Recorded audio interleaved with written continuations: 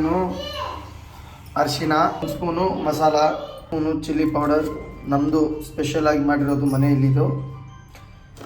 ರುಚಿಗೆ ತಕ್ಕಷ್ಟು ಉಪ್ಪನ್ನು ಹಾಕೊಳ್ಳಿ.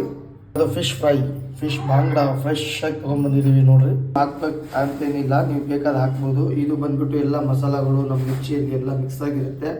ಆಲ್ಮೋಸ್ಟ್ ನಾವು ಮನೆಯಲ್ಲೇ ಮಾಡೋದು ಉತ್ತರ ಕರ್ನಾಟಕ ಸ್ಟೈಲಲ್ಲಿ ಫಿಶ್ ಫ್ರೈ. ಏನು ಎಲ್ಲ ನಡ್ಬರಕ್ಕೆ ಮಿಕ್ಸ್ ಹಾಕಬೇಕು, ಸೇರಿಸಿ ಮಾಡಿಕೊಂಡು 10 ನಿಮಿಷ ಬಿಟ್ಬಿಡಿ.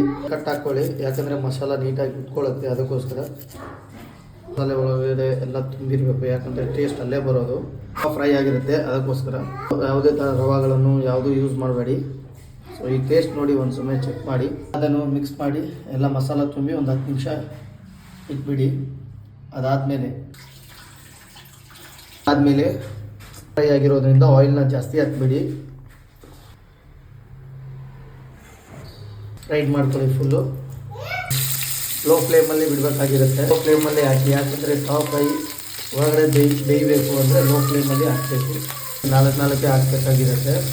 ನೋಡಿ 10 ನಿಮಿಷ ಲೋ ಫ್ಲೇಮಲ್ಲಿ ಬಿಟ್ಬಿಟ್ರೆ ಯಾವ ಥರ ಬರುತ್ತೆ ಅಂತ ನೋಡಿ. ಫುಲ್ಲು ಬಾಯ್ಲ್ ಆಗಕ್ಕೆ ಬಿಟ್ಬಿಡಿ, ಯಾಕಂದರೆ ಈ ಥರ ಚೆನ್ನಾಗಿ ಬಾಯ್ಲ್ ಆಗುತ್ತೆ. ಒಂದು ಚಿಕ್ಕ ಬರ್ತನನ್ನು ಪಾತ್ರೆಯನ್ನು ಒಂದು ಮೇಲೆ ಇಟ್ಬಿಡಿ. ಸೈಡ್ 5 ನಿಮಿಷ ಆದಮೇಲೆ ಚೇಂಜ್ ಮಾಡ್ತಾಯಿದ್ದೀನಿ. ಲೋ ಫ್ಲೇಮಲ್ಲೇ ನಾನು ಮಾಡ್ತಾ ಇರೋದು. ಲೋ ಫ್ಲೇಮಲ್ಲೇ ಬಿಟ್ಟರೆ ಸ್ವಲ್ಪ ಚೆನ್ನಾಗಿ ಒಳಗಡೆ ಎಲ್ಲ ಫುಲ್ ಫ್ರೈ ಆಗುತ್ತೆ. ಅದಕ್ಕೋಸ್ಕರ ಮತ್ತು ಪಾತ್ರೆನೇ ಅದ್ರ ಮೇಲೆ ಸ್ವಲ್ಪ ಹಾಕೋಣ, ಟೇಸ್ಟ್ ಚೆನ್ನಾಗಿ ಬರಲಿ ಅಂತ. ನಾನು ಮಾಡ್ತಾ ಇರೋದು, ನಾನು ಹೆಂಡತಿ ಮಾಡ್ತಾ ಇದ್ದಾರೆ, ನಾನು ತೋರಿಸ್ಕೊಡ್ತಾ ಇದ್ದೀನಿ. ಪಾತ್ರೆಯನ್ನು ಹಾಕಬೇಕಾಗಿರುತ್ತೆ. ತವಾ ಫ್ರೈ ಸ್ಪೆಷಲ್ ಆಗಿರುತ್ತೆ. ಸೊ ಟ್ರೈ ಮಾಡಿ, ತುಂಬ ಚೆನ್ನಾಗಿ ಬರುತ್ತೆ.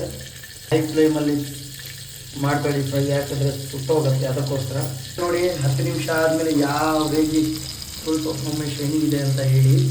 ತುಂಬ ಟೇಸ್ಟಿ ಇರುತ್ತೆ ಇದು. ನಾನು ಟೇಸ್ಟ್ ಮಾಡಿ ಹೇಳ್ತೀನಿ. ಮುಗ್ನಾಗಿ ಫ್ರೈ ಆಗಿಬಿಟ್ಟಿದೆ. ಇಷ್ಟದಲ್ಲಿ ಫಿಶ್ ಫ್ರೈ ರೆಡಿ ಆಗಿದೆ. ಟೇಸ್ಟ್ ಮಾಡಿ ನೋಡಿ. ವೇಸ್ಟ್ ಮಾಡ್ತಾ ಇದ್ದಾರೆ. ಟೇಸ್ಟ್ ಅಂತೂ ಸೂಪರಾಗಿರುತ್ತೆ. ಒಂದು ಸಮಯ ಟ್ರೈ ಮಾಡಿ ಮನೇಲಿ. ಟೇಸ್ಟ್ ಬಂತು, ಅಲ್ಟಿಮೇಟ್ ಆಗಿದೆ. ಅದಕ್ಕೋಸ್ಕರ ಲೋ ಫ್ಲೇಮಲ್ಲಿ ಮಾಡೋದ್ರಿಂದ ಒಳಗಡೆ ಚೆನ್ನಾಗಿ ಬೆಂದಿರುತ್ತೆ. ಅದಕ್ಕೋಸ್ಕರ